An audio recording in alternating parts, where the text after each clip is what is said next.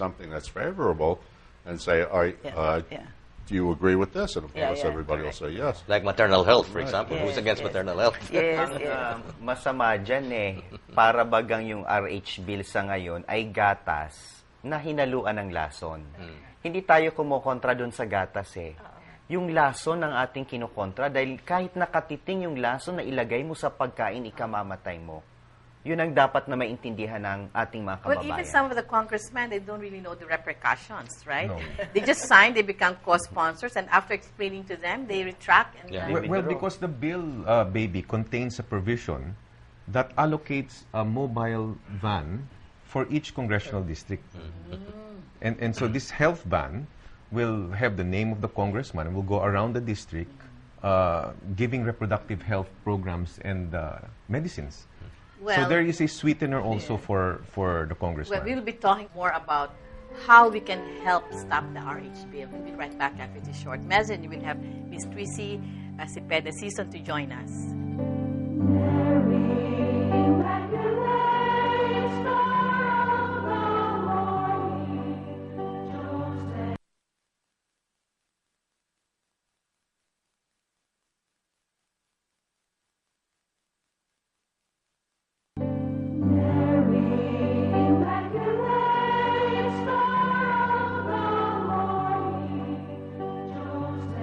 Welcome back to Heart Talk. I'd like to welcome our distinguished guest, Feisty, Mrs. Season, Tracy Season.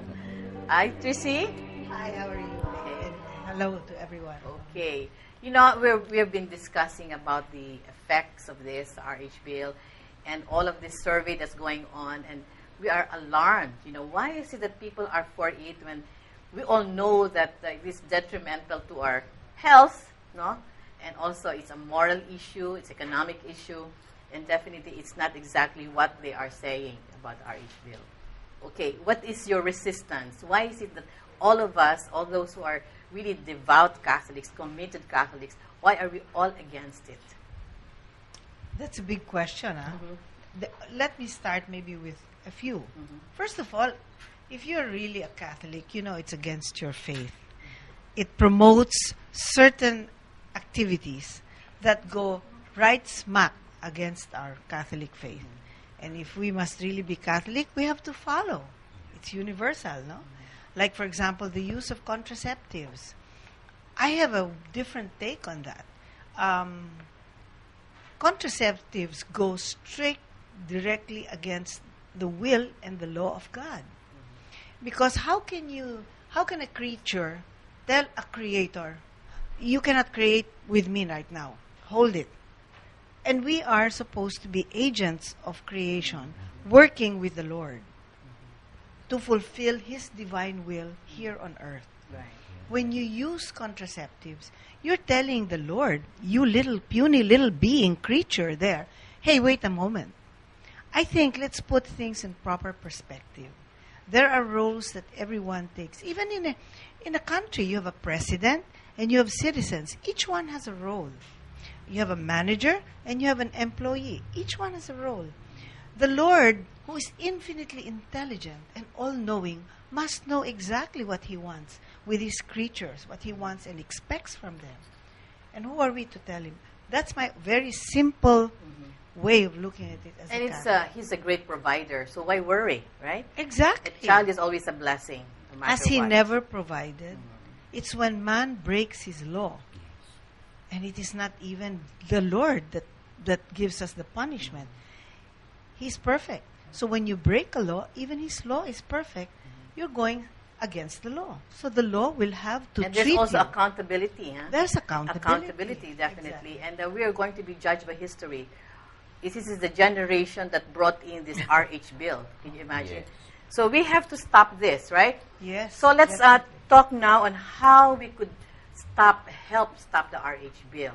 Are we going to be quiet, meek as a lamb, and be like Jesus when He faced the soldiers at the Garden of Gethsemane? Or are we going to be warriors, like when Jesus was so incensed, so angry during the time when the vendors were all over at the sacred temple, no? So we have to make these people are confused. How are they going to handle this? So first of all, I would suggest that all Catholics who want to be faithful to their religion must use their respective professional expertise. Lawyers, economists, doctors, engineers, and find provisions in the RH bill that they can attack from, first of all, their lay scientific professional point of view. So that this idea that you're only against it because of your religion, which is completely false. No, we're against it. And Muslims join us, Buddhists join us.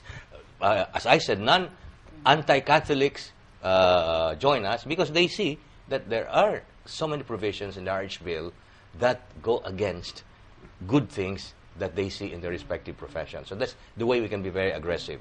Now, of course, from time to time, you also have to join the bishops and the priests to remind them about the immorality of artificial contraceptives. We also have to say that. But I think we have to spread the work among many, many professions and expertise so that we can really weaken the foundation of the RH bill. Well, we explained earlier, we have to emphasize that we are not poor because of overpopulation. Exactly. We are poor because corruption, because of lack of wrong distribution. economic policies, etc., etc. And then also, we have to also reflect on ourselves. Are we being just to our employees? Definitely all these big companies, big corporations, definitely the problem is not on our reproductive system. Definitely. I Correct. think also, baby, it's the lifestyle that we have taken. The very rich have really lived a profligate life, and that's got to stop. And there's a lot of sins to pay for profligacy. And I think also middle-income people and the lower-income people should work together, like a family, like a country that cares for one another. We should care for our environment. We should care for one another. We should care for our health. And we can certainly share the bounties that we have. I think I'm going to address those of you out there who are so landed. There's no business for any one family to own so much land. Because this land, owning land is really not ownership. It's stewardship. And it must be shared with a larger lot. The Lord did not create this earth and put it in the hands of a few. He wanted to give it to everyone. Beautifully said, And also, this concern about having 2 children. Our country is not meant to have only 2 kids. We are so blessed as a nation. And then the Filipinos are the evangelists, right? We go all over Europe, the Middle East, and we carry with us the rosary. But this is not just a religious problem. No. This is a moral problem, right? Would you like to add something, Lucille? On how to stop the RH bill. Right. I have many thoughts about that. First, I think we really have to pray a lot because, I'm often asked after a lecture, how come people still are not convinced about the dangers of this bill when the facts speak for themselves? And then, when you're dealing with changing the minds of people, you need the Holy Spirit there. No matter how much you argue, Definitely. present your facts, they need to change something in their thinking. You need prayer there. So I think we have to pray a lot. But secondly, I also believe we have to keep educating everybody, including from top to bottom. And at the end of the day, we have to educate those who will cast their vote in the batasan, whether to approve or disapprove this all those bill. people out there just at home, they can help us by praying. Yes. And considering that December 8th is the feast day of the Immaculate Conception, Yes. and definitely the Philippines is a matriarchal society. Yes. Our Lady is very popular, who's been helping us, protecting us. So she would hang on. Not to and mention bring December the 12, a Oh, favorite Our feast Lady of of yours. Guadalupe. Remember, she's supposed to be pregnant in that. The patroness of pro-life. The unborn Exactly, child. yes. is there. Yeah, wonderful, wonderful. So our time went so fast, and we'll be having our part 2. Definitely, it will be shown December 18. We'll talk more about this, more about the RH bill, about AIDS, about abortifacients, and we'll talk about sex education also. So for parting message, I'll ask Jean, the better half, to give about. Okay. Right now, the battle is in the House. Contact your congressman.